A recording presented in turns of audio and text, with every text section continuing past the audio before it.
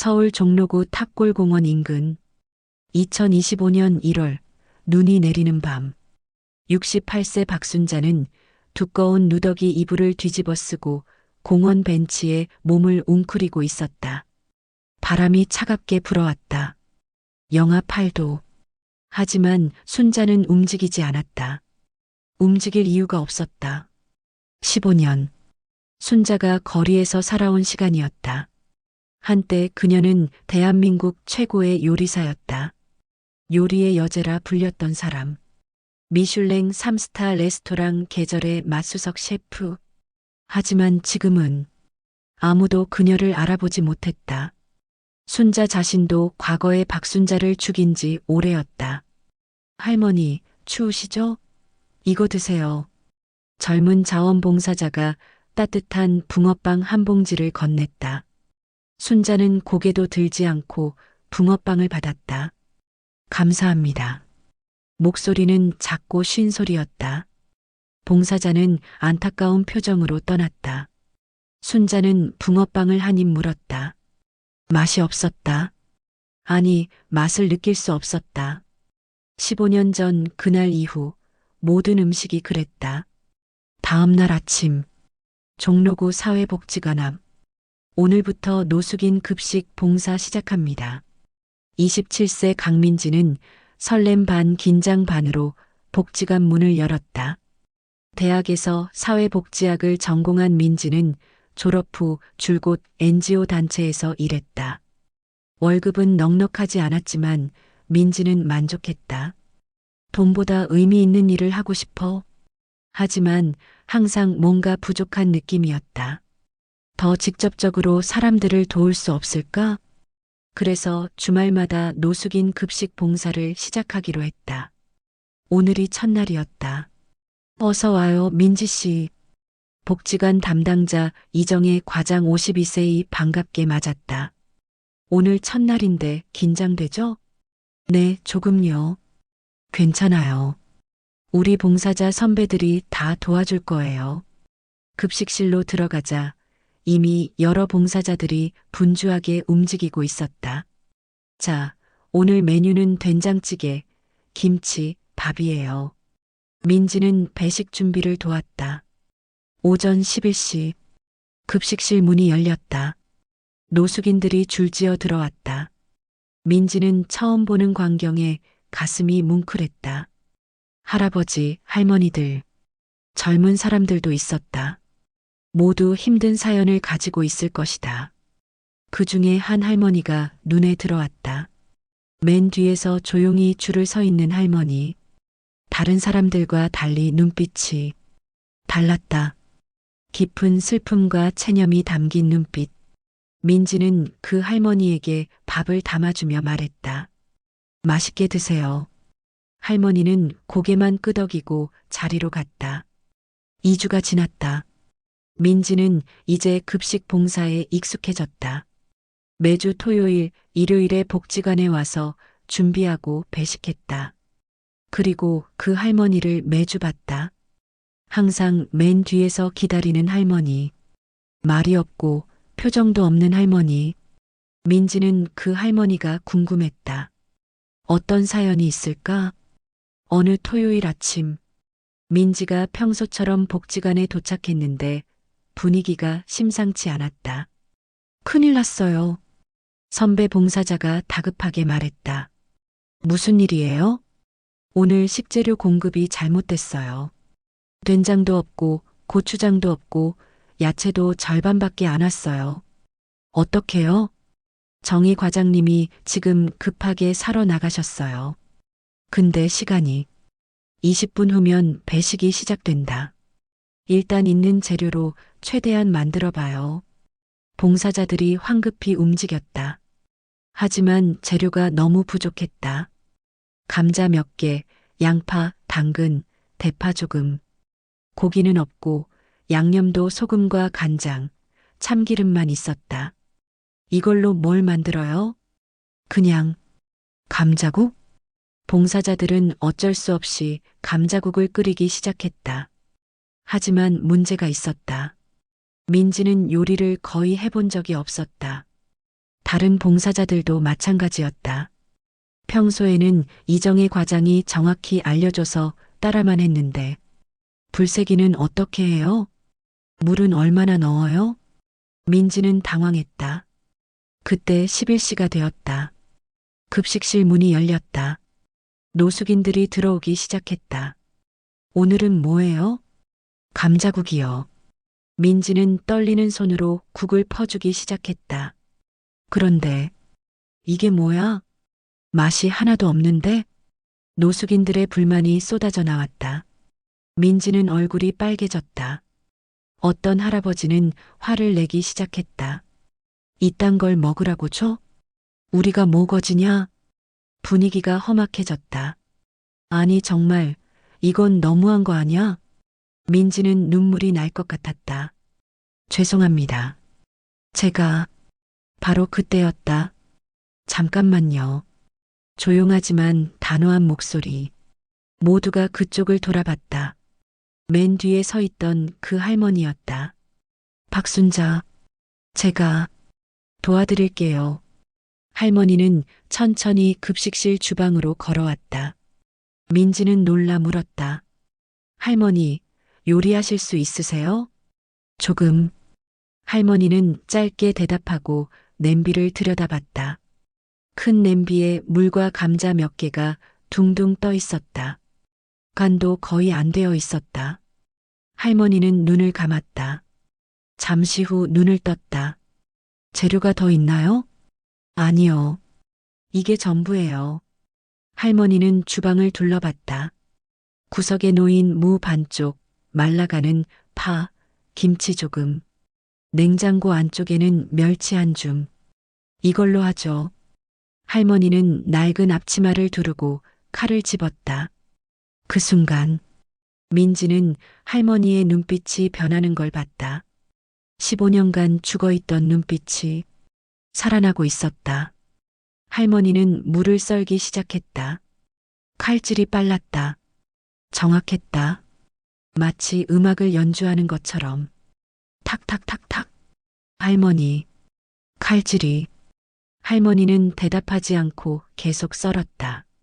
물을 얇고 균일하게 썰어냈다. 냄비에 물을 조절하고 물이 너무 많으면 맛이 없어요. 멸치를 손질했다. 머리와 내장을 떼야 해요. 안 그러면 쓴맛이 나요. 냄비에 멸치를 넣었다. 먼저 육수를 내야 해요. 불을 중불로 낮춰주세요. 민지는 황급히 불을 조절했다. 할머니는 감자, 양파, 당근을 다시 썰었다. 적당한 크기로.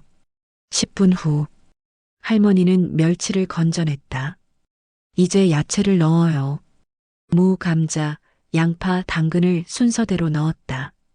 김치를 손으로 찢어 넣었다. 김치를 넣으면 시원한 맛이 나요. 파를 썰어 넣었다. 간장, 소금, 참기름. 할머니의 손놀림은 정확했다. 봉사자들은 모두 할머니를 바라보고 있었다. 주방이 조용해졌다. 오직 국 끓는 소리만 들렸다. 보글보글. 할머니는 국을 맛봤다. 국물을 한 숟가락 떠서 천천히 입에 넣었다. 그리고 눈을 감았다. 뭔가 부족했다. 정성이 부족해. 할머니의 머릿속에 증조의 할머니의 목소리가 들렸다. 음식은 정성이니라. 할머니는 다시 국 앞에 섰다. 눈을 감고 깊게 숨을 들이켰다. 그리고 생각했다. 이 국을 먹을 사람들. 추운 겨울 따뜻한 밥 한 끼가 절실한 사람들. 오늘 하루도 힘들었을 사람들. 이 국이 조금이라도 위로가 되었으면. 할머니는 조용히 중얼거렸다. 맛있게 드세요. 그 순간 뭔가 달라졌다. 할머니는 다시 국을 한 번 저었다. 천천히 정성스럽게. 그리고 불을 약하게 줄여 조금 더 끓였다. 다시 드셔보세요. 할머니는 국을 배식대로 가져왔다. 노숙인들은 반신반의했다. 아까랑 똑같은 거 아냐? 하지만 한 할아버지가 먼저 한 숟가락 떴다. 아까 화를 냈던 그 할아버지였다. 그리고, 할아버지의 표정이 변했다. 이게, 뭐야? 맛이 완전히 달라졌는데? 다른 사람들도 하나둘 맛을 봤다. 헐, 진짜네. 아까는 맹물이었는데. 완전 다른 음식이야. 급식실이 술렁이기 시작했다. 이거 정말 같은 재료로 만든 거예요? 순자는 조용히 대답했다. 아무것도 안 넣었어요. 그냥 정성을 담았을 뿐이에요. 정성? 사람들은 이해하지 못했다. 하지만 맛은 부정할 수 없었다. 감자와 무가 입에서 살살 녹았다. 김치의 시원한 맛과 파의 향긋함이 조화를 이뤘다. 무엇보다 이 국을 먹으면 마음이 따뜻해졌다. 할머니, 이거 한 중년 남성이 눈물을 흘리며 말했다. 우리 엄마가 끓여주던 국 맛이에요. 고맙습니다. 순자는 고개를 끄덕였다. 다른 사람들도 하나둘 눈물을 닦았다. 민지는 그 모습을 보며 가슴이 뭉클했다. 이 할머니, 대체 누구실까? 배식이 끝나고 사람들이 모두 떠난 후 민지는 순자에게 조심스럽게 다가갔다. 할머니, 정말 감사합니다. 할머니가 아니었으면. 아니에요. 혹시 전에 요리사셨어요? 순자는 잠시 망설이다 고개를 저었다. 아니에요. 그냥 집에서 요리 좀 했었어요. 거짓말이었다. 하지만 순자는 과거를 드러내고 싶지 않았다. 민지는 직감적으로 알았다. 이 할머니는 뭔가 특별한 사연이 있으시다. 할머니, 다음에도 와주실 수 있으세요? 순자는 망설였다. 15년 만에 다시 요리를 했다. 그리고 이상하게도 마음이 조금 편안해진 것 같았다. 생각해 볼게요. 그날 밤, 순자는 공원 벤치에 누워 하늘을 바라봤다. 별이 보였다. 15년 만에 별을 제대로 본 것 같았다. 오늘 요리를 했다. 15년 만에 순자의 머릿속에는 어린 시절 기억이 떠올랐다. 증조의 할머니, 조선시대 말기 궁중수락관 최고 상궁이었던 나인 김씨. 정식 직책은 제조상궁 마이너스 수락관을 총괄하는 최고 책임자. 김씨 상궁은 고종 황제의 수라를 책임졌던 전설적인 인물이었다. 그녀가 남긴 가르침. 음식은 정성이니라. 작은 정성이 모이면 밖으로 흘러나가고, 밖으로 흘러나가면 사람의 마음을 움직이고, 마음이 움직이면 음식도 맛있어지느니라. 이 가르침은 외가를 통해 박씨 가문에 전해졌다. 순자의 외할머니가 김씨 상궁의 딸이었다. 외할머니는 어머니에게, 어머니는 순자에게 이 철학을 전했다. 어린 순자, 엄마, 왜 같은 재료로 만드는데 엄마가 만든 건 더 맛있어? 그건 말이야, 순자야. 어머니는 무릎을 꿇고 순자와 눈을 맞췄다. 엄마가 요리할 때 항상 생각하는 게 있거든. 뭐요? 우리 순자가 맛있게 먹었으면 좋겠다. 우리 순자가 건강했으면 좋겠다. 우리 순자가 행복했으면 좋겠다. 그런 생각을 하면 음식이 맛있어져요? 응. 그 마음이 음식에 스며들거든. 어린 순자는 이해하지 못했다. 하지만 어머니의 음식은 정말 맛있었다. 순자는 어렸을 때부터 음식에 재능이 있었다. 어머니를 도와 요리를 시작했고 프랑스로 유학도 갔다. 파리의 르 꼬르동 블루, 세계 최고의 요리 학교. 마드모아젤 박, 당신의 요리는 특별해요. 프랑스 셰프들도 순자의 요리에 감탄했다. 비결이 뭐죠? 순자는 미소 지었다. 정성이요. 한국으로 돌아와 레스토랑을 열었다.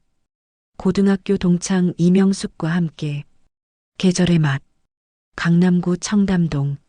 명숙은 사업을, 순자는 요리를 담당했다. 순자야, 우리 꼭 성공하자. 그래, 명수가. 레스토랑은 빠르게 유명해졌다. 순자의 요리는 입소문을 탔다. 박순자 셰프의 요리는 뭔가 다르다. 마음이 담겨 있다.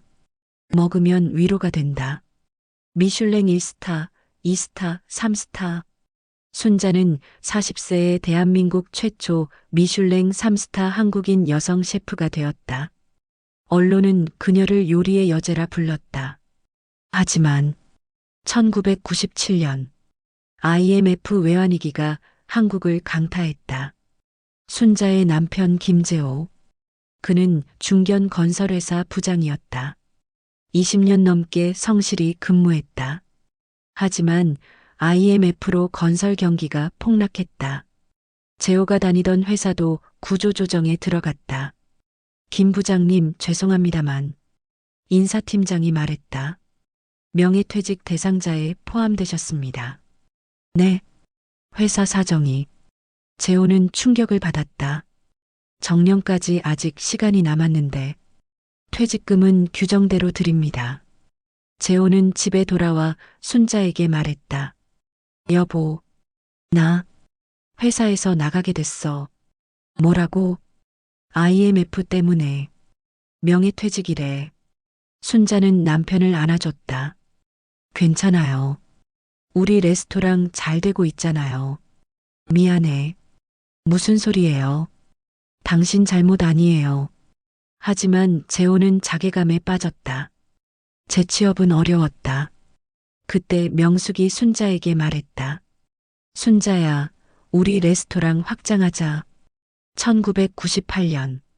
확장? 응. 지금이 기회야. IMF 때문에 임대료가 싸. 순자는 고민했다. 남편이 실직한 상황. 여보, 어떡할까? 재호는 말했다. 내 퇴직금 쓰자. 안 돼요. 그건 우리 돈이지. 그리고 나도 레스토랑 일하고 싶어. 재호는 진지했다. 나도 뭔가 하고 싶어. 집에만 있기 싫어. 순자는 망설였다. 하지만 명숙도 거들었다. 순자야, 걱정 마. 내가 다 계산해봤어. 두 번째 매장 열면 수익이 엄청날 거야. 재호 오빠도 매장 관리 맡으시면 되고. 순자는 결심했다. 재호는 퇴직금 중 일부를 레스토랑 확장 자금으로 냈다. 명숙도 돈을 낸다고 했다. 그 후 10년. 레스토랑은 계속 성공했다. 하지만 명숙은 변하고 있었다. 처음에는 순자와 동등하게 이익을 나눴다. 하지만 레스토랑이 유명해지면서 명숙은 욕심이 생겼다. 왜 순자만 유명해지지? 언론은 왜 순자만 인터뷰하지? 미슐랭도 순자 이름으로. 명숙은 질투하기 시작했다. 그리고 2009년부터 은밀히 움직였다. 재정을 조작했다. 순자는 요리에만 집중하고 경영은 명숙에게 맡겼기 때문에 명숙은 쉽게 장부를 조작할 수 있었다. 순자야, 재정이 안 좋아. 그래. 대출 좀 받아야 할 것 같아. 순자는 명숙을 믿었다. 20년 지기 친구니까. 명숙은 순자의 이름으로 돈을 빌렸다. 레스토랑 담보로. 그리고 확장한다며 또 빌렸다. 순자의 집까지 담보로 잡혔다. 명숙은 계속 핑계를 댔다. 조금만 더 필요해. 마지막이야, 정말. 순자는 의심하지 않았다. 친구니까.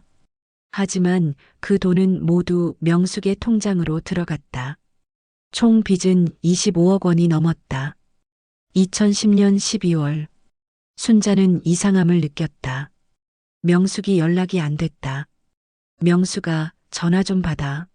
문자를 보내도 답이 없었다. 불안한 마음에 순자는 명숙의 집으로 찾아갔다. 하지만 집은 텅 비어 있었다. 이사 가셨어요. 이웃이 말했다. 일주일 전쯤요. 급하게 가시더라고요. 순자는 가슴이 철렁했다. 급하게 레스토랑으로 갔다. 그런데 레스토랑 문에 법원 압류 딱지가 붙어 있었다. 이게 뭐야? 순자는 떨리는 손으로 압류 통지서를 읽었다. 채무 불이행으로 인한 부동산 압류. 채무액 25억 원 이상. 25억? 순자는 이해할 수 없었다. 다리에서 힘이 빠졌다. 주저앉았다. 아니야. 이럴 수가. 급하게 은행에 가서 확인했다. 그리고 충격적인 사실을 알게 되었다. 명숙이 순자의 이름으로 여러 은행에서 대출을 받았다는 것을. 레스토랑 담보, 집 담보, 운영자금. 총 25억 원이 넘는 빚. 그리고 그 돈을 모두 빼돌렸다는 것을. 고객님, 이자를 계속 안 내셨습니다. 은행 직원이 차갑게 말했다. 이번 달까지 안 내시면 담보물 처분 절차에 들어갑니다. 순자는 말을 잃었다. 집으로 돌아와 남편에게 말했다. 여보, 우리 큰일 났어. 재호는 서류를 보고 나서야 현실을 받아들였다. 명숙이가 왜? 미안해요, 여보. 내가 잘못했어요. 순자는 울었다. 재호는 순자를 안아줬다. 괜찮아. 우리 함께 해결하자. 하지만 현실은 가혹했다. 레스토랑은 압류당했고 집도 담보로 잡혔고 빚은 25억 원. 제8장 죽음의 그림자. 순자와 재호는 변호사를 찾아갔다. 명숙을 고소할 수 있나요? 가능합니다. 사기죄로. 그럼 돈을 돌려받을 수 있나요? 변호사는 고개를 저었다. 명숙 씨를 찾아야 하는데 지금 행방이 묘연하죠? 네. 그리고 설령 찾아도 돈이 남아있을지. 현실적으로 파산 신청을. 안 돼요. 순자는 소리쳤다. 변호사는 한숨을 쉬었다. 그럼 빚을 갚으셔야 하는데. 순자와 재호는 결심했다. 빚을 갚기로. 재호는 일자리를 찾았다. 하지만 쉽지 않았다. IMF 이후 명예퇴직한 중년 남성. 아무도 고용하려 하지 않았다. 결국 재호는 공사장 일용직으로 나갔다. 낮에는 공사장에서 일했다. 밤에는 대리운전을 했다. 하루 18시간씩 일했다. 잠은 4시간. 밥은 제대로 못 먹었다. 순자도 여러 식당에서 주방 보조로 일했다. 하지만 빚은 줄어들지 않았다. 이자만 해도 버거웠다. 딸 서연도 도왔다. 대학을 갓 졸업하고 취직한 회사에서 받는 월급 대부분을 보탰다. 그래도 부족했다. 레스토랑과 집은 결국 경매로 넘어갔다. 남은 빚도 여전히 컸다. 순자네 가족은 월세 빌라로 이사했다. 2년이 지났다. 2012년. 재호의 건강이 나빠지기 시작했다. 과로 때문이었다. 가슴 통증, 호흡곤란. 여보, 병원 가봐요. 괜찮아. 쉬면 나아. 하지만 나아지지 않았다. 어느 날 밤, 재호는 대리운전 중 쓰러졌다. 심근경색, 급성. 병원으로 급히 실려갔지만 늦었다. 보호자 되시는 분? 의사가 나왔다. 네, 저요. 죄송합니다만. 최선을 다했지만 재호는 의식을 되찾지 못했다. 여보, 여보. 순자는 재호의 손을 잡고 울었다. 미안해요. 다 내 잘못이에요. 제발 눈 떠요. 제발. 하지만 재호는 돌아오지 않았다. 심전도는 일직선. B-. 재호는 세상을 떠났다. 장례를 치렀다. 딸 서연이 급여를 미리 받아 장례를 치렀다. 남편의 장례를 치르고 순자는 완전히 무너졌다. 딸 서연이 위로했다. 엄마 괜찮아. 우리 함께 이겨내자. 하지만 순자는 자책감에서 벗어날 수 없었다. 내가 남편을 죽였어. 내 욕심이 가족을 망쳤어. 음식? 음식 때문에. 그리고 결심했다. 다시는 음식을 만들지 않겠어.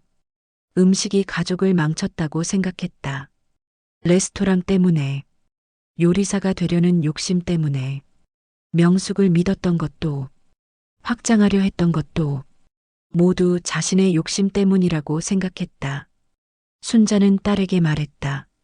서연아, 엄마 좀 혼자 있고 싶어. 엄마, 미안해. 엄마가 너한테 짐이 될 수는 없어. 무슨 소리야, 엄마. 서연은 울었다. 엄마, 우리 함께 살자. 내가 모실게. 하지만 순자는 이미 결심했다. 서연이마저 내 때문에 망치면 안 돼. 서연이는 아직 젊어. 결혼도 해야 하고 애도 낳아야 해. 내가 짐이 되면 안 돼. 어느 날 새벽 2012년 4월 순자는 집을 나왔다. 딸에게 편지 한 장만 남기고 서연아 미안해. 엄마는 내게 짐이 되고 싶지 않아. 너는 이제 내 인생을 살아. 엄마 걱정하지 말고 행복하게 살아. 결혼하고 예쁜 아이 낳고 행복하게 살아. 엄마를 찾지 마. 사랑한다, 서연아. 순자는 가방 하나만 들고 나왔다. 옷 몇 벌, 사진 한 장. 재호와 서연이가 함께 찍은 가족 사진. 그게 전부였다. 처음에는 고시원에서 살았다. 일자리를 찾았지만 쉽지 않았다. 나이가 많았다. 식당에서도 거절당했다. 돈이 떨어졌다. 찜질방을 전전했다. 하지만 그것도 여의치 않았다. 순자는 결국 거리로 나앉았다. 2012년 8월 탑골공원. 그곳이 순자의 마지막 집이 되었다. 15년. 순자는 15년간 거리에서 살았다. 봄, 여름, 가을, 겨울. 비가 오나 눈이 오나. 공원 벤치, 지하도, 역 대합실. 순자는 세상과 단절했다. 딸과도 연락하지 않았다. 내가 사라지는 게 딸을 위한 거야. 하지만 가끔 딸 생각이 났다. 서연이는 잘 지내고 있을까? 결혼은 했을까? 행복할까? 눈물이 흘렀다. 하지만 연락할 수 없었다. 그리고 음식. 순자는 15년간 음식을 만들지 않았다. 만들 수도 없었다. 음식을 보면 남편 생각이 났다. 레스토랑 생각이 났다. 배신 생각이 났다. 그래서 순자는 마음을 닫았다. 완전히 모든 음식의 맛을 잃었다. 15년간. 2025년 1월 복지관 급식실. 순자는 15년 만에 다시 칼을 잡고 있었다. 손이 떨렸다. 왜 내가 이러고 있지? 그냥 가만히 있으면 되는데. 하지만 신입 봉사자 민지의 당황한 얼굴이 보였다. 험악해지는 분위기가 느껴졌다. 그리고 순자의 마음 깊은 곳에서 무언가가 움직였다. 증조의 할머니의 목소리. 음식은 정성이니라. 그 목소리가 15년 만에 다시 들렸다. 다음 날, 일요일, 순자는 고민했다. 다시 가야 하나? 하지만 어제 사람들의 행복한 얼굴이 떠올랐다. 우리 엄마가 끓여주던 국 맛이에요. 그 말이 계속 맴돌았다. 그리고 이상하게도 어젯밤은 악몽을 꾸지 않았다.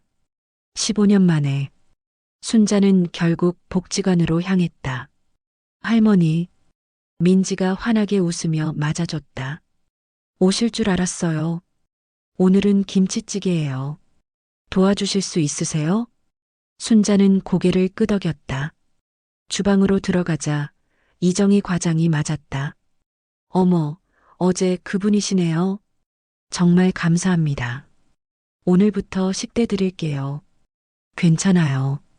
순자는 돈이 필요하지 않았다. 그냥 음식을 만들고 싶었다. 15년 만에 다시 느끼는 이 감정. 요리의 즐거움. 순자는 김치찌개를 끓이기 시작했다. 재료가 부족했다. 돼지고기가 적었다. 고기가 이것밖에 없어요? 네. 예산이 부족해서. 순자는 고민했다. 그때 증조의 할머니의 가르침이 떠올랐다. 재료가 부족하면 정성으로 채워라. 순자는 고기를 얇게 썰었다. 양파와 파를 많이 넣었다. 김치도 꼼꼼히 다졌다. 불은 약불로 오래 끓여야 해요. 민지는 순자의 말을 받아 적었다. 30분 후 김치찌개가 완성됐다. 순자가 맛을 봤다. 여전히 부족했다. 하지만 이 정도면 괜찮아. 완벽하지 않아도 괜찮았다. 순자는 깨달았다. 완벽한 음식이 최고가 아니야. 마음이 담긴 음식이 최고지. 순자는 조용히 중얼거렸다. 맛있게 드세요. 건강하세요. 배식이 시작됐다. 오늘 김치찌개 맛있네요. 어제 국도 맛있었는데 오늘도 대박이에요. 사람들의 얼굴에 미소가 가득했다. 순자는 그 모습을 보며 조용히 웃었다. 15년 만에 순자는 다시 음식으로 사람들을 행복하게 만들고 있었다. 일주일이 지났다. 순자는 매일 복지관에 나왔다. 토요일, 일요일 급식을 도왔다.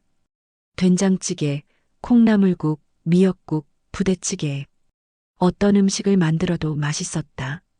재료가 부족해도 양념이 없어도 순자의 손을 거치면 맛있는 음식이 되었다. 할머니 손은 마법 손이에요. 민지가 감탄했다. 아니에요.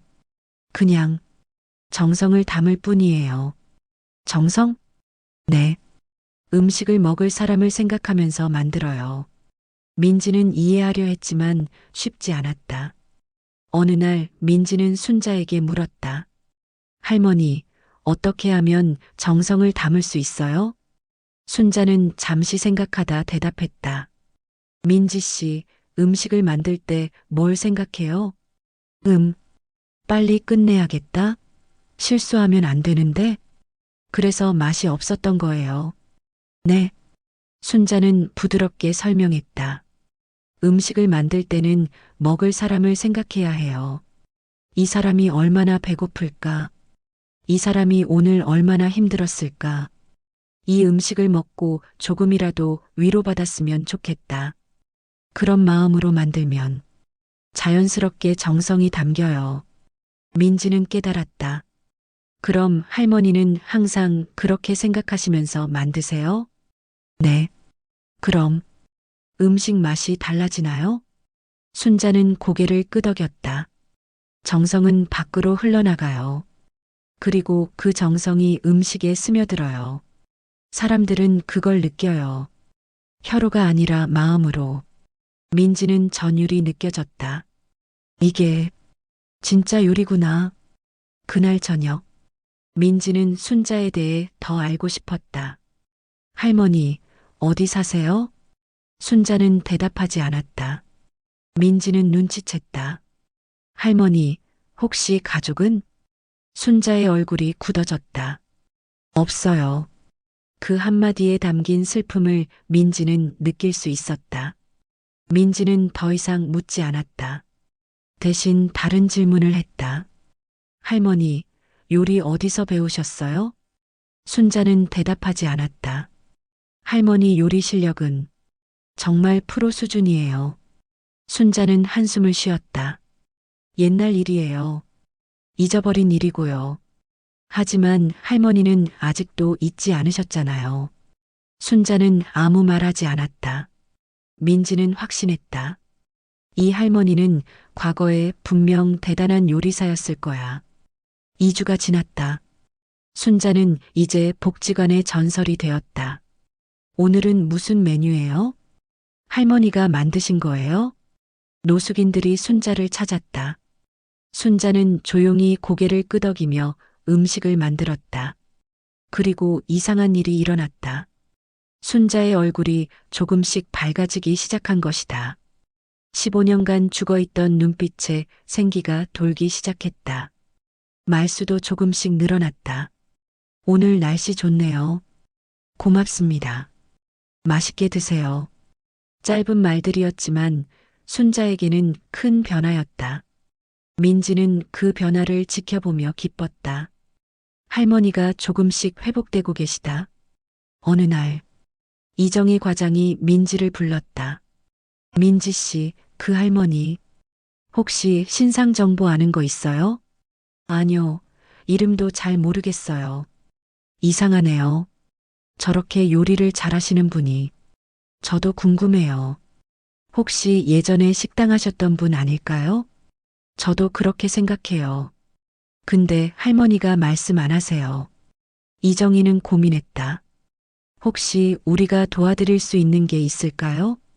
글쎄요. 바로 그때 복지관 문이 열렸다. 한 중년 여성이 들어왔다. 40대 후반으로 보였다. 깔끔한 옷차림에 단정한 헤어스타일. 하지만 눈가에는 깊은 피로가 역력했다. 실례합니다. 여기 박순자라는 분 계신가요? 민지와 이정희는 놀랐다. 박순자? 중년 여성이 급하게 말했다. 68세 여성분이요. 머리가 희끗희끗하고 키가 160cm 정도. 민지는 깨달았다. 할머니 이름이 박순자구나. 혹시 그분 어떤 분이신데요? 중년 여성은 눈물을 글썽이며 말했다. 제 엄마예요. 15년째 찾고 있었어요. 중년 여성의 이름은 김서연. 순자의 딸이었다. 엄마를 15년째 찾고 있었어요. 서연은 떨리는 목소리로 말했다. 2012년 어느 날 갑자기 집을 나가셨어요. 편지만 남기고. 서연은 가방에서 낡은 편지를 꺼냈다. 서연아, 미안해. 엄마는 내게 짐이 되고 싶지 않아. 민지는 가슴이 먹먹해졌다.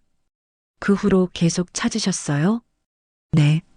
경찰에 신고도 하고 사설탐정도 고용하고. 하지만 찾을 수 없었어요. 서연은 눈물을 닦았다. 그런데 며칠 전에 SNS에 영상이 하나 올라왔어요. 복지관 급식 봉사 영상이었는데 거기서 엄마를 봤어요. 민지는 놀랐다.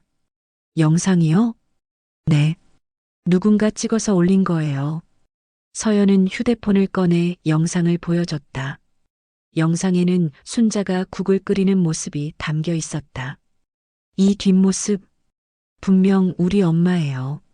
엄마의 요리하시는 모습을 잊을 수가 없거든요. 민지는 서연을 급식실로 안내했다. 할머니. 아니, 순자 할머니는 지금 주방에 계세요. 서연은 떨리는 발걸음으로 주방으로 향했다. 그리고 주방에서 요리하고 있는 순자를 봤다. 15년 만에. 엄마. 서연의 목소리. 순자는 칼을 떨어뜨렸다. 천천히 고개를 돌렸다. 그리고 딸을 봤다. 15년 만에. 서연아. 엄마. 서연은 달려가 순자를 끌어안았다. 엄마, 어디 있었어? 15년 동안 어디 있었어? 순자는 떨리는 손으로 딸을 안았다. 미안해. 미안해. 왜 연락 안 했어? 얼마나 걱정했는데. 미안해. 엄마가 너한테 짐이 될까봐. 무슨 짐이야? 엄마는 내 엄마잖아. 두 사람은 한참을 울었다. 민지와 이정희, 그리고 다른 봉사자들도 울고 있었다. 잠시 후, 두 사람은 복지관 상담실에 앉아 있었다. 서연은 순자의 손을 꼭 잡고 놓지 않았다. 엄마, 그동안 어떻게 지냈어? 그냥 살았어. 왜 연락 안 했어? 순자는 고개를 떨구었다. 엄마가 아빠를 죽였어. 무슨 소리야? 엄마 욕심 때문에, 빚 때문에, 아빠가. 서연은 순자의 손을 더 세게 잡았다. 엄마, 아빠는 엄마 때문에 돌아가신 거 아니야. 아빠는 엄마를 사랑했어. 마지막까지 엄마 걱정만 하셨어. 순자는 울었다. 미안해. 정말 미안해. 서연도 울었다. 엄마, 이제 집에 가자. 내가 모실게. 더 이상 혼자 있으면 안 돼. 순자는 고개를 저었다. 안 돼. 엄마는 너한테 짐이. 엄마, 서연은 단호하게 말했다. 나 결혼했어. 남편도 있고 아들도 둘 있어. 사진을 보여주며 엄마 손주야. 13살, 10살. 순자는 눈이 휘둥그레졌다. 손주가? 응. 애들이 엄마 보고 싶어 해. 항상 할머니 이야기 해줬거든. 할머니가 최고의 요리사였다고. 할머니 음식은 세상에서 제일 맛있었다고. 순자는 또 눈물을 흘렸다. 서연아, 엄마, 집에 가자. 제발. 그날 저녁, 순자는 15년 만에 집으로 돌아갔다. 서연의 아파트, 서울 강동구. 엄마, 들어와. 문을 열자 두 아이가 뛰어나왔다. 할머니, 드디어 할머니다. 순자는 손주들을 보며 눈물을 흘렸다. 너희가 내 손주들이구나. 할머니, 저 13살 준호예요. 저는 10살 민호예요. 두 아이는 할머니를 끌어안았다. 순자는 아이들을 꼭 안았다. 내게 이런 행복이 다시 올 줄은. 서연의 남편 이동훈도 인사했다. 어머님 오셨군요. 오래 기다렸습니다. 고맙습니다. 와이프가 어머님 이야기를 정말 많이 했어요. 이제 편히 쉬세요. 깨끗한 방, 따뜻한 이불. 15년 만에 느끼는 편안함. 순자는 침대에 앉아 한참을 울었다. 저녁 식사 시간. 할머니, 저녁 먹어요. 서연이 준비한 식사였다. 순자는 밥을 한 숟가락 떴다. 그리고 맛을 느꼈다. 15년 만에 음식이 맛있다고 느꼈다. 서연아, 맛있다. 진짜? 엄마한테 배운 대로 만들었는데. 순자는 계속 울었다. 하지만 이번엔 행복한 눈물이었다. 식사 후 준호가 물었다. 할머니, 요리 가르쳐 주세요. 엄마가 할머니는 최고의 요리사였대요. 순자는 손주를 바라봤다. 응, 할머니가 가르쳐 줄게. 와, 감사합니다. 민호도 물었다. 할머니 음식이 왜 맛있어요? 순자는 미소 지었다. 정성을 담아서 만들었거든. 정성이요? 응. 음식을 먹을 사람을 생각하면서 만들면 자연스럽게 맛있어져. 아이들은 이해하지 못했지만 고개를 끄덕였다. 할머니, 내일 뭐 만들어주세요. 응, 그래. 순자는 다시 미소 지었다. 15년 만에. 진짜 미소였다. 3개월이 지났다. 순자는 서연의 집에서 안정적인 생활을 하고 있었다. 매일 아침 손주들 아침을 차려주고, 주말에는 복지관에 가서 급식을 돕고, 저녁에는 가족과 함께 식사했다. 그리고 순자는 변하고 있었다. 밤마다 꾸던 악몽이 사라졌다. 15년간 짓눌렸던 죄책감이 조금씩 풀렸다. 서연의 권유로 심리 상담도 받기 시작했다. 어머님, 이제 용서하세요. 상담사가 말했다. 누구를요? 어머님 자신을요. 어머님은 15년간 스스로를 용서하지 못했어요. 하지만 이제는 용서해야 해요. 그래야 진짜 회복될 수 있어요. 순자는 울었다. 하지만 조금씩 자신을 용서하기 시작했다. 어느 날, 민지가 복지관에서 순자에게 말했다. 할머니, 제가 요리 배우고 싶어요. 정말? 네. 할머니처럼 정성을 담아 요리하고 싶어요. 순자는 미소 지었다. 그래, 가르쳐 줄게. 민지는 순자에게 요리를 배우기 시작했다. 칼질, 불 조절, 간 맞추기. 하지만 가장 중요한 건 역시 민지 씨, 음식을 만들 때는 먹을 사람을 생각해야 해요. 그 사람이 행복했으면 좋겠다고. 그 마음이 정성이에요. 민지는 고개를 끄덕였다. 그리고 순자의 가르침을 받으며 조금씩 성장했다. 한편 서연은 조심스럽게 순자에게 물었다. 엄마 혹시 다시 요리하고 싶지 않아? 뭐, 레스토랑 말고, 그냥 엄마가 하고 싶은 요리. 순자는 잠시 침묵했다. 모르겠어. 엄마는 요리사야. 세상에서 제일 훌륭한 요리사. 그건 옛날 일이야. 아니야. 서연은 순자의 손을 잡았다. 엄마가 복지관에서 요리할 때 봤어. 엄마는 행복해 보였어.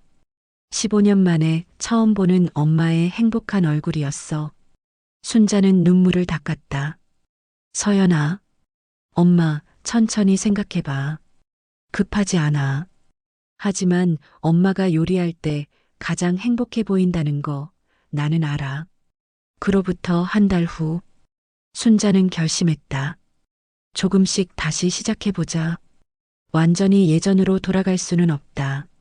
레스토랑을 다시 열 수도 없다. 하지만 내가 할 수 있는 것부터 순자는 복지관에서 정식으로 급식 봉사를 시작했다. 주 5일 매일 아침 복지관에 나가 점심 급식을 준비했다. 이정희 과장은 기뻐했다. 할머니, 정말 감사합니다. 아니에요. 제가 감사하죠. 순자는 진심이었다. 요리를 하면서 순자는 다시 살아나고 있었다. 그리고 순자는 손주들에게도 요리를 가르치기 시작했다. 매주 일요일 오후, 할머니, 오늘은 뭐 만들어요? 오늘은 김치볶음밥. 와, 준호와 민호는 신이 났다. 자, 먼저 김치를 잘게 썰어야 해. 이렇게요? 응, 잘했어. 순자는 손주들을 가르치며 행복했다. 외할머니가 어머니에게, 어머니가 자신에게, 그리고 이제 자신이 손주들에게 수라간 상궁의 가르침이 계속 이어지고 있었다. 할머니, 근데 정성을 담는다는 게 뭐예요? 민호가 물었다. 순자는 무릎을 꿇고 민호와 눈을 맞췄다. 마치 어머니가 어린 순자에게 했던 것처럼. 민호야, 할머니가 요리할 때 항상 생각하는 게 있어. 뭐예요? 우리 준호가 맛있게 먹었으면 좋겠다. 우리 민호가 건강했으면 좋겠다. 우리 손주들이 행복했으면 좋겠다. 그런 생각을 하면 음식이 맛있어져요? 응. 그 마음이 음식에 스며들거든. 민호는 어린 순자처럼 이해하지 못했다. 하지만 할머니의 음식은 정말 맛있었다. 어느 날, 서연이 심각한 얼굴로 순자를 찾아왔다. 엄마, 큰일 났어. 왜? 이명숙이 뭐가 다시 나타났어. 순자는 얼어붙었다. 명숙이가? 응, SNS에서 봤어. 서연은 휴대폰을 꺼내 보여줬다. 인스타그램 계정. 계절의 맛바이 박순자. 화려한 레스토랑 사진들. 그리고 명숙의 얼굴. 청담동에 레스토랑을 열었어. 엄마 이름으로. 순자는 휴대폰을 보며 손이 떨렸다. 사진 속에는 순자의 과거 사진까지 걸려 있었다. 요리의 여제 시절의 사진. 어떡할래? 순자는 고개를 저었다. 만나고 싶지 않아. 나도 그럴 줄 알았어. 서연은 한숨을 쉬었다. 고소할 수 있어. 명예훼손이랑 상표권 침해로. 아니야. 엄마. 더 이상 명숙이랑 엮이고 싶지 않아. 순자는 단호했다. 그냥 내일이나 하고 싶어. 서연은 엄마의 손을 잡았다. 알았어, 엄마. 하지만 문제는 계속됐다. 명숙의 레스토랑은 순자의 이름을 적극적으로 활용했다. 미슐랭 3스타 박순자 셰프의 정통 레시피. 요리의 여제가 돌아왔다. 손님들이 속아서 찾아왔다. 그리고 실망했다. 이게 박순자 셰프 음식이라고? 맛이 별로인데? 사기 아니야? 악평이 쌓이기 시작했다. 하지만 명숙은 계속 순자의 이름을 팔았다. 순자는 유튜브 댓글에서 이 소식을 듣게 됐다. 할머니, 청담동에 할머니 이름 쓰는 레스토랑 있던데 진짜예요? 사기 같은데요? 신고하셔야 할 것 같아요. 순자는 댓글을 읽으며 괴로워했다. 명수가 왜 이러는 거야? 서연이 다시 찾아왔다. 이번엔 변호사와 함께였다. 엄마, 이번엔 가만히 있으면 안 돼. 서연아, 명숙 이모가 엄마 이름으로 돈을 벌고 있어. 엄마 과거 사진까지 무단으로 사용하고 이건 명백한 저작권 침해야. 변호사가 말했다. 박순자 선생님, 법적 대응이 가능합니다. 명예훼손, 상표권 침해, 저작권 침해, 승소 가능성 90% 이상입니다. 순자는 고민했다. 나는 명숙이랑 싸우고 싶지 않아. 하지만 순자는 유튜브 댓글을 떠올렸다. 속아서 명숙의 레스토랑에 간 사람들, 순자의 이름을 믿고 갔다가 실망한 사람들, 내 이름이 사람들을 속이는 데 쓰이고 있어. 이건 아니야. 순자는 결심했다. 고소할게요. 엄마. 하지만 한 가지 조건이 있어요. 조건이요? 나는 명숙을 만나지 않을 거예요. 모든 건 변호사님이 대리하세요. 나는 더 이상 그 사람 얼굴 보고 싶지 않아요. 변호사는 고개를 끄덕였다. 알겠습니다. 소송이 시작됐다. 내용 증명이 명숙에게 날아갔다. 상호 및 홍보 자료에서 박순자 이름 즉시 삭제 요구. 손해배상 청구 5억 원. 명숙은 당황했다. 순자는 사라졌다고 알고 있었는데 변호사를 선임했지만 소용없었다. 증거가 너무 명확했다. 레스토랑 간판, 메뉴판, SNS, 홍보 영상. 모든 곳에 박순자의 이름과 사진이 있었다. 그리고 결정적으로 명숙은 박순자 본인의 허락을 받지 않았다. 1차 재판. 명숙은 변명했다. 우리는 친구였어요. 함께 레스토랑을 했었고요. 그래서 이름을 쓴 건데 판사가 물었다. 본인의 허락을 받았습니까? 그건 받지 않았다는 거네요. 그리고 피고는 15년 전 원고 명의로 25억 원을 대출받아 횡령한 전력이 있습니다. 공소시효가 지나 형사처벌은 불가능하지만 민사상 책임은 여전히 남아 있습니다. 명숙은 창백해졌다. 2차 재판. 명숙은 절박했다. 순자를 만나게 해주세요. 제가 직접 사과하고 싶어요. 하지만 순자는 거부했다. 만나고 싶지 않아요. 변호사님이 대리하세요. 명숙의 변호사가 제안했다. 합의하시죠. 저희 측에서 3억 원 배상하겠습니다. 레스토랑도 바로 폐업하고요. 서연의 변호사가 답했다. 5억입니다. 그리고 공개 사과문. SNS와 언론을 통해. 안 그러면 끝까지 갑니다. 명숙은 무너졌다. 3억도 큰 돈인데 5억은 불가능했다. 결국 3차 재판에서 판결이 났다. 피고는 원고에게 5억 원을 배상할 것. 피고는 즉시 상호에서 원고의 이름을 삭제할 것. 피고는 공개 사과문을 게재할 것. 명숙은 패소했다. 판결 후 한 달. 명숙의 레스토랑은 문을 닫았다. 5억 원 배상금을 낼 수 없었기 때문이다. 명숙은 재산을 압류당했다. 레스토랑, 집, 자동차, 모든 것이 경매로 넘어갔다.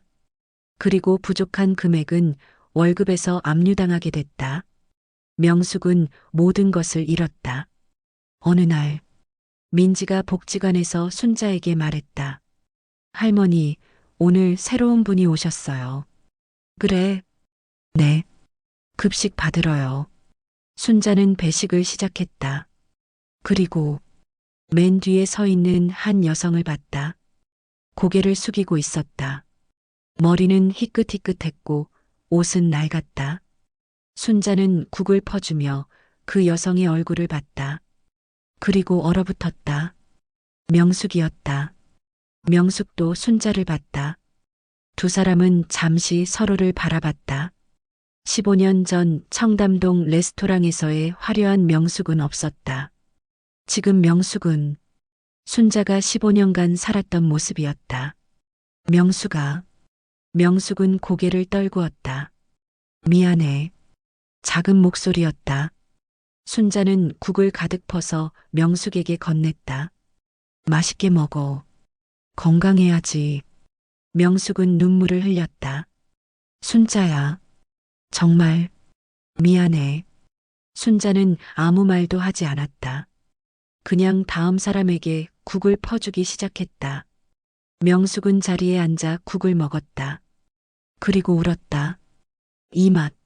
순자가 만든 음식. 명숙은 15년 전에도 이 음식을 먹었다. 하지만 그때는 몰랐다. 이 음식이 얼마나 소중한지. 이제야 알았다. 너무 늦었지만 배식이 끝난 후 명숙은 주방 문 앞에서 기다리고 있었다. 순자가 나왔다. 순자야. 응, 나 정말 잘못했어. 알아. 용서해 줄 수 없을까? 순자는 잠시 침묵했다. 그리고 조용히 말했다. 명수가 나는 너를 용서했어. 진짜? 응, 오래전에. 하지만 그건 나를 위한 거야. 너를 위한 게 아니라 나를 위해서. 미움을 품고 살기 싫었거든. 명숙은 고개를 숙였다. 고마워. 하지만 명수가, 응? 우리가 다시 친구가 될 수는 없어. 너는 내 길을 가고 나는 내 길을 갈 거야. 그게 우리한테 좋은 거야. 명숙은 눈물을 닦았다. 그리고 명수가, 순자는 명숙의 어깨에 손을 올렸다. 다시 시작해. 뭐, 너도 다시 시작할 수 있어. 나처럼. 명숙은 순자를 바라봤다. 나, 할 수 있을까? 할 수 있어. 하지만 이번에는 정직하게. 남의 이름 빌리지 말고 내 이름으로.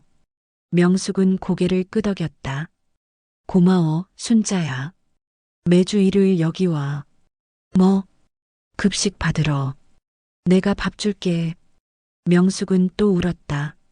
순자는 명숙을 안아주지 않았다. 그냥 가볍게 어깨를 두드렸다. 그럼 나 먼저 갈게. 순자는 돌아서서 걸어갔다. 명숙은 그 뒷모습을 보며 생각했다. 나는 이 사람을 배신했어. 15년간 이 사람은 거리에서 살았어.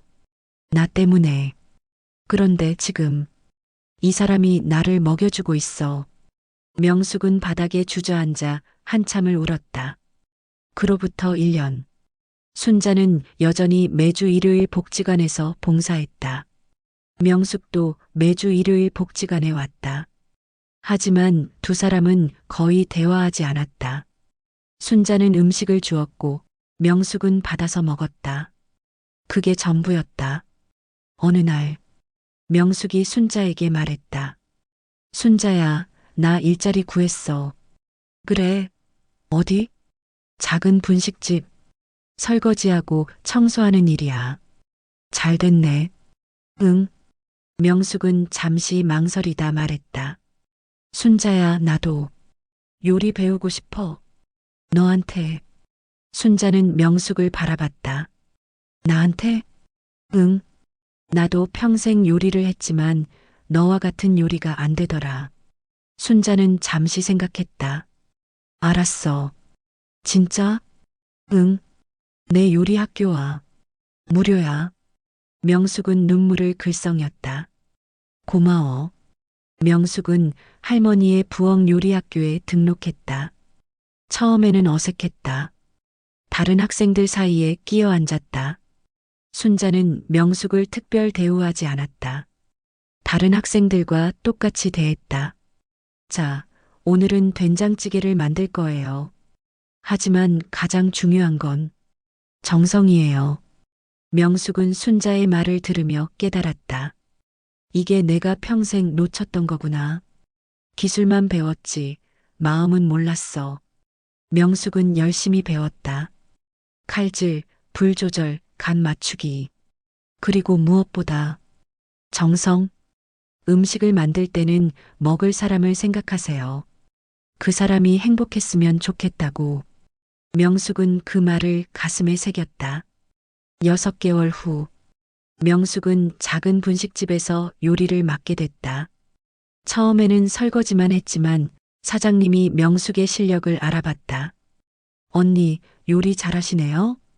감사합니다. 어디서 배웠어요? 명숙은 잠시 망설이다 대답했다. 할머니의 부엌에서요.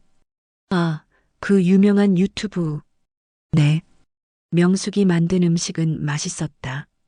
하지만 순자만큼은 아니었다. 명숙은 알았다.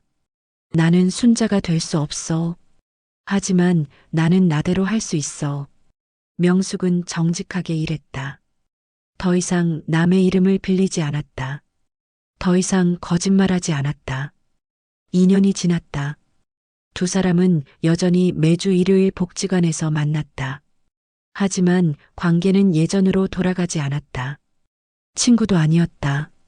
적도 아니었다. 그냥 아픈 손가락.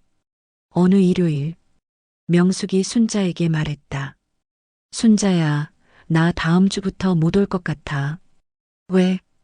고향으로 내려가. 고향? 응. 거기서 작은 분식집 하나 차릴 거야. 사장님이 자금 좀 빌려주셨어. 순자는 놀랐다. 명수가 잘 됐다. 응. 명숙은 잠시 망설이다 말했다. 순자야, 진짜 고마웠어. 나는 너한테 끔찍한 짓을 했어. 너를 거리로 내몰았어. 그런데 너는 나를 다시 일으켜 세워줬어. 순자는 고개를 저었다. 내가 일으켜 세운 게 아니야. 내가 스스로 일어선 거야. 명수가 잘 살아. 정직하게. 알았어. 명숙은 순자에게 손을 내밀었다. 순자는 잠시 망설이다 그 손을 잡았다. 악수? 포옹은 아니었다. 친구의 악수도 아니었다. 그냥 인사. 잘 가, 명숙아. 너도 건강해, 순자야. 명숙은 돌아서서 복지관을 나갔다. 순자는 그 뒷모습을 보며 생각했다. 용서했어. 민지가 다가왔다. 할머니, 괜찮으세요? 응, 괜찮아. 순자는 미소 지었다. 이제 정말 끝난 것 같아. 그날 저녁, 순자는 서연에게 말했다. 명숙이가 고향으로 내려간대. 그래. 응. 엄마 기분이 어때? 순자는 잠시 생각했다. 후련해. 정말? 응. 이제 정말 끝난 것 같아. 명숙이는 명숙이 길을 갔어. 나는 내 길을 가고. 서연은 엄마를 안았다. 엄마, 자랑스러워. 응? 엄마는 정말 대단한 사람이야. 15년 동안 거리에서 살다가 다시 일어섰잖아. 그리고 명숙이 모까지 용서했잖아. 순자는 미소 지었다. 나는 그냥 내가 행복하고 싶었어. 미움을 품고 살면 불행하잖아. 그래서 용서한 거야. 명숙이를 위해서가 아니라 나를 위해서. 서연은 고개를 끄덕였다. 5년 후, 2033년. 순자는 75세가 되었다. 할머니의 부엌 유튜브 채널은 구독자 50만 명. 최고의 요리 채널. 요리 학교는 전국 10곳. 모두 무료. 수강생은 누적 1만 명. 순자는 여전히 매주 일요일 복지관에서 봉사했다. 그리고 여전히 손주들에게 요리를 가르쳤다. 준호는 대학교에서 조리학을 전공하고 있었고, 민호는 고등학교에서 진로를 고민 중이었다. 할머니, 저도 요리사 될래요. 그래, 좋아. 하지만 할머니, 응? 정성이 제일 중요하죠? 순자는 손주를 끌어안았다. 그래, 맞아. 기술은 배우면 돼. 하지만 정성은 마음에서 나오는 거야. 어느 날, 한 젊은 여성이 복지관을 찾아왔다. 안녕하세요, 박순자 선생님. 네, 저는 이지은이라고 해요. 이명숙의 조카예요. 순자는 놀랐다. 명숙이 조카? 네. 이모가 분식집 하고 계세요. 알아. 그런데 이모가 편찮으세요. 순자는 가슴이 철렁했다. 뭐가? 암이요. 췌장암. 말기래요. 이모가 선생님께 전하고 싶은 말이 있다고. 지은은 편지를 꺼냈다. 순자는 떨리는 손으로 편지를 받았다. 순자야, 편지를 쓴다. 나는 곧 죽을 것 같다. 의사가 3개월이라고 했다. 하지만 후회는 없다. 너 덕분에 마지막은 정직하게 살았으니까. 고마웠어. 내가 나를 용서해 준 것. 내가 나를 다시 일으켜 세워준 것. 나는 평생 요리를 했지만 진짜 요리가 뭔지 몰랐어. 너한테 배웠어. 정성이 뭔지, 마음을 담는다는 게 뭔지. 너무 늦게 알았지만 그래도 알게 돼서 다행이야. 작은 분식집이지만 정성을 담아 만들었어. 손님들이 맛있다고 했어. 그게 나는 제일 기뻤어. 순자야, 고마웠어. 그리고 진짜 미안했어. 다음 생에는 좋은 친구가 되자. 안녕. 명숙이가. 순자는 편지를 읽으며 울었다. 이모를 만나러 가시겠어요? 지은이 물었다. 순자는 고개를 저었다. 아니, 네. 명숙이는 고향에서 편히 있는 게 좋을 것 같아. 나는. 순자는 눈물을 닦았다. 여기서 기도할게. 명숙이가 편히 가기를. 지은은 고개를 끄덕였다. 한 달 후, 명숙은 세상을 떠났다. 장례식에 순자는 가지 않았다. 대신 꽃을 보냈다. 편히 가세요. 마이너스 순자. 그리고 그날 저녁, 순자는 혼자 된장찌개를 끓였다. 명숙이 좋아하던 된장찌개. 순자는 정성을 담아 만들었다. 명수가 이제 편히 쉬어. 다음 생에는 행복한 사람으로 태어나. 순자는 된장찌개를 한 숟가락 떠서 하늘을 향해 올렸다. 맛있게 먹어, 명수가. 눈물이 흘렀다. 그냥 슬픔. 한때 친구였던 사람을 보내는 슬픔. 다음 날, 순자는 평소처럼 일어나 손주들 아침을 차렸다. 할머니, 무슨 일 있어요? 민호가 물었다. 아니, 괜찮아. 눈 빨간데요? 순자는 미소 지었다. 그냥 옛날 친구 생각이 나서. 친구요? 응. 오래전 친구. 이제는 하늘나라에 있는 친구. 민호는 할머니를 안았다. 할머니, 괜찮아요? 응, 괜찮아. 순자는 손주를 꼭 안았다. 나는 괜찮아. 용서했으니까. 미워하지 않으니까. 그래서 나는 행복해. 불혹 5년 후, 2038년. 순자는 80세가 되었다. 할머니의 부엌 유튜브 채널은 여전히 활발했다.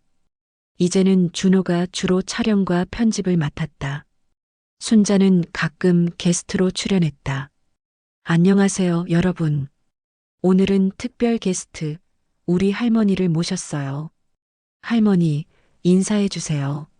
안녕하세요. 순자의 목소리는 여전히 따뜻했다. 오늘은 뭘 만들 거예요, 할머니? 된장찌개. 할머니의 시그니처 메뉴죠. 준호는 카메라를 들고 할머니의 손을 클로즈업했다. 80세의 손. 주름이 가득했지만 칼질은 여전히 정확했다. 탁탁탁탁. 리듬이 있었다. 할머니, 요리할 때 가장 중요한 게 뭐예요? 준호가 물었다. 순자는 카메라를 보며 미소 지었다. 정성? 또 정성이에요? 그래, 또 정성이야. 기술은 배우면 돼. 하지만 정성은 마음에서 나오는 거야. 음식을 먹을 사람을 생각하면서 만들어. 그 사람이 행복했으면 좋겠다고. 그 마음이 음식에 스며들어. 준호는 고개를 끄덕였다. 할머니는 요리할 때 누굴 생각하세요? 순자는 잠시 생각했다. 너희들. 우리요? 응. 준호, 민호, 서연이, 동훈이. 그리고 순자는 하늘을 올려다봤다. 하늘나라에 있는 사람들. 할아버지? 응. 그리고 옛날 친구. 준호는 더 이상 묻지 않았다. 할머니의 눈빛이 깊어졌다는 걸 알았기 때문이다. 그날 저녁, 가족들이 모였다. 저녁상에는 순자가 만든 음식들이 가득했다. 된장찌개, 김치, 나물, 생선구이. 화려하지 않은 평범한 집밥. 하지만 할머니, 오늘도 최고예요. 맛있어요. 가족들은 행복하게 먹었다. 순자는 그 모습을 보며 미소 지었다. 나는 행복해. 정말 행복해. 15년 동안 거리에서 살았지만 그 시간도 의미가 있었어. 그 시간이 있었기에 지금이 더 소중해. 순자는 밥을 한 숟가락 떠서 천천히 씹었다. 맛이 있었다. 80세의 혀로 느끼는 맛. 하지만 여전히 맛있었다. 식사 후 준호가 물었다. 할머니, 후회하는 거 있어요? 후회? 네. 인생 살면서 순자는 잠시 생각했다. 없어. 진짜요? 응. 명숙 이모 일도요? 순자는 고개를 저었다. 그것도 내 인생의 일부야. 그 일이 있었기에 지금이 있어. 그래서 후회 안 해. 대신 순자는 손주를 바라봤다. 너희에게 하고 싶은 말이 있어. 뭐예요? 정직하게 살아. 남을 속이지 말고, 거짓말하지 말고, 욕심 부리지 말고, 그리고 순자는 미소 지었다. 정성을 다해 살아. 내가 하는 모든 일에 정성을 다해. 요리든 공부든 일이든 정성을 다하면 후회 없어. 준호는 할머니의 손을 잡았다. 할머니 사랑해요. 나도 준호야. 그날 밤 순자는 침대에 누워 천장을 바라봤다. 80년의 인생. 많은 일이 있었다. 기쁜 일, 슬픈 일, 고통스러운 일. 하지만 지금 돌아보니 모두 의미가 있었다. 여보, 잘 있어요? 순자는 하늘을 향해 중얼거렸다. 미안했어요. 당신을 지키지 못해서. 하지만 우리 서연이 잘 키웠어요. 손주들도 잘 크고. 걱정 마요. 순자는 눈을 감았다. 그리고 생각했다. 명수가 너도 잘 있지? 다음 생에는 좋은 친구 하자. 이번 생에는 서로 아팠지만 다음 생에는 행복하자. 순자는 미소 지으며 잠들었다. 평화로운 얼굴이었다. 2040년 순자는 82세가 되었다. 건강이 예전 같지 않았다. 더 이상 요리학교에 나가지 못했다. 복지관 봉사도 그만뒀다. 하지만 집에서 손주들에게는 여전히 요리를 가르쳤다. 할머니, 이 된장찌개 레시피 좀 알려주세요. 준호가 공책을 들고 왔다. 레시피? 네. 정확한 레시피요. 재료 양이랑 순서랑 다. 순자는 웃었다. 그런 거 없어. 네. 정확한 레시피는 없어. 하지만 할머니는 항상 똑같은 맛을 내잖아요. 그건 순자는 손주의 손을 잡았다. 마음으로 만들기 때문이야. 정성을 담으면 자연스럽게 양이 맞아져. 이게 맞다는 걸 마음이 알아. 준호는 고개를 갸우뚱했다. 그럼 저는 어떻게 해요? 너도 마음으로 만들어. 이 음식을 먹을 사람을 생각하면서 그 사람이 행복했으면 좋겠다고. 그러면 자연스럽게 손이 움직여. 준호는 공책을 덮었다. 그리고 할머니를 안았다. 할머니, 제가 평생 기억할게요. 응. 할머니의 레시피는 레시피가 아니라 마음이라는 거. 순자는 손주를 꼭 안았다. 잘 기억해줘. 그리고 너도 내 자식들에게 전해줘. 네, 할머니. 그날 밤 순자는 오랜만에 꿈을 꿨다. 증조의 할머니 김씨 상궁이 나타났다. 잘했구나, 순자야. 할머니, 내가 내 가르침을 잘 지켰구나. 정성을 잃지 않았구나. 순자는 울었다. 할머니, 잘한 거죠? 그래, 잘했어. 고생 많았어. 이제 쉬어도 돼. 김씨 상궁은 순자의 머리를 쓰다듬었다. 너는 훌륭한 요리사야. 아니, 훌륭한 사람이야. 고맙습니다, 할머니. 그리고 순자야. 네, 곧 재호를 만나게 될 거야. 여보를? 그래. 기다리고 있어. 순자는 미소 지었다. 할머니, 이제 가도 되나요? 그래, 가도 돼. 넌 충분히 했어. 이제 쉬어. 다음 날 아침, 순자는 평화롭게 눈을 감았다. 향년 82세. 장례식에는 많은 사람들이 왔다. 요리학교 학생들, 복지관 사람들, 유튜브 구독자들, 그리고 가족들. 모두가 울었다. 할머니 덕분에 제 인생이 바뀌었어요. 할머니의 요리는 제 인생의 위로였어요. 할머니, 감사합니다. 장례식장에는 꽃이 가득했다. 그리고 한 편의 편지가 붙어 있었다. 준호가 쓴 편지였다. 할머니께. 할머니, 안녕하세요. 저 준호예요. 할머니가 떠나셨다는 게 아직도 믿기지 않아요. 하지만 할머니는 제게 너무 많은 걸 남겨주셨어요. 요리만 가르쳐 주신 게 아니에요. 인생을 가르쳐 주셨어요. 정성이 뭔지, 용서가 뭔지, 사랑이 뭔지. 할머니는 15년 동안 거리에서 사셨어요.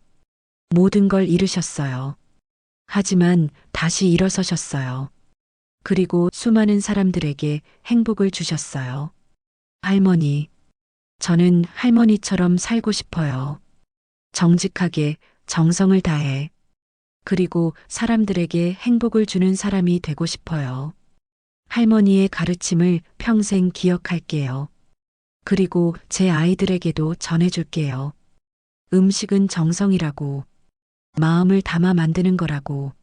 할머니 사랑해요. 할아버지 만나면 우리 이야기 많이 해주세요. 그리고 편히 쉬세요. 저희는 할머니가 가르쳐 주신 대로 살게요. 감사합니다, 할머니. 사랑합니다. 손주 준호 올림. 장례식이 끝나고 서연은 엄마의 유품을 정리했다. 그리고 낡은 상자를 발견했다. 상자 안에는 사진들이 가득했다. 젊은 순자의 사진, 계절의 맛 레스토랑 사진, 그리고 맨 밑에 편지 한 장이 있었다. 순자가 서연에게 쓴 편지였다. 서연아, 엄마야. 이 편지를 읽고 있다면 엄마는 이미 떠났겠지. 미안해, 서연아. 그리고 엄마를 다시 일으켜 세워줬어. 고마워. 정말 고마워. 그래서 엄마는 행복했어. 사랑한다, 서연아. 엄마가. 서연은 편지를 읽으며 한참을 울었다. 그리고 편지를 가슴에 안았다. 서연은 창밖을 바라봤다. 하늘이 맑았다. 구름 사이로 햇살이 비쳤다. 마치 엄마가 미소 짓는 것 같았다. 10년 후, 준호는 35세가 되었다. 그는 할머니의 부엌을 계승해 요리사가 되었다. 레스토랑을 운영했다. 이름은 정성. 화려한 레스토랑은 아니었다. 작은 가정식 레스토랑. 하지만 예약이 끊이지 않았다. 셰프님, 음식이 정말 맛있어요. 준호는 미소 지었다. 우리 할머니가 가르쳐 주셨어요. 음식은 재료가 아니라 마음으로 만드는 거라고. 손님은 고개를 끄덕였다. 그래서 이렇게 따뜻한 맛이 나는군요. 준호는 주방으로 돌아갔다.